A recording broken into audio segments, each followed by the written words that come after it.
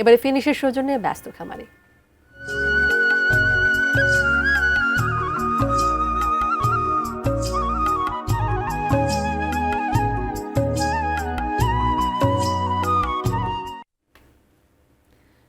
কোরবানির হাটে প্রতিবারই দেখা মেলে বাহারি নাম ও বিশাল আকৃতির পশুর। এবছর সেই প্রতিযোগিতায় এগিয়ে ধামরাইয়ের গরু রাজাবাবু। তাকে দেখতে ভিড় জমে প্রতিদিনই। ধামরাই থেকে মনোয়ার হোসেন রুবেলের পাঠানো তথ্য ছবিতে ডেস্ক রিপোর্ট। কুরবানির ঈদকে সামনে রেখে ধামরাইয়ের খামারিরা প্রাকৃতিক খাবারে গরু লালন পালন করছেন।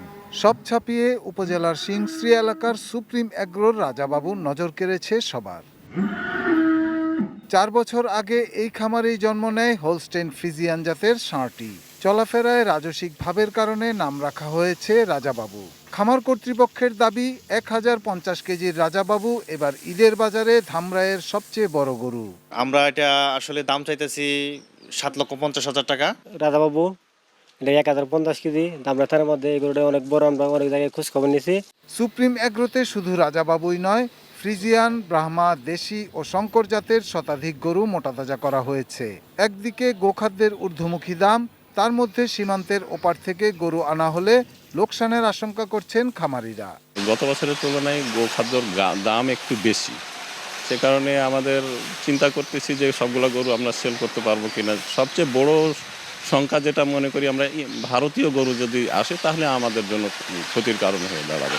প্রাণী সম্পদ অধিদপ্তর জানিয়েছে, ধামরাইয়ে এবার 51,000-এর বেশি পশু লালন পালন করা হয়েছে, যা স্থানীয় চাহিদা পূরণে যথেষ্ট। আসন্ন কুরবানি ঈদকে সামনে রেখে ধামরাই উপজেলায় এই বছর কুরবানি পশুর চাহিদা রয়েছে প্রায় 50,000।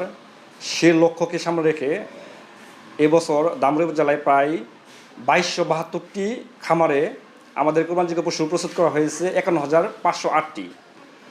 তো চাহিদা তুলনায় আমাদের প্রায় 1500 গরু বেশি রয়েছে।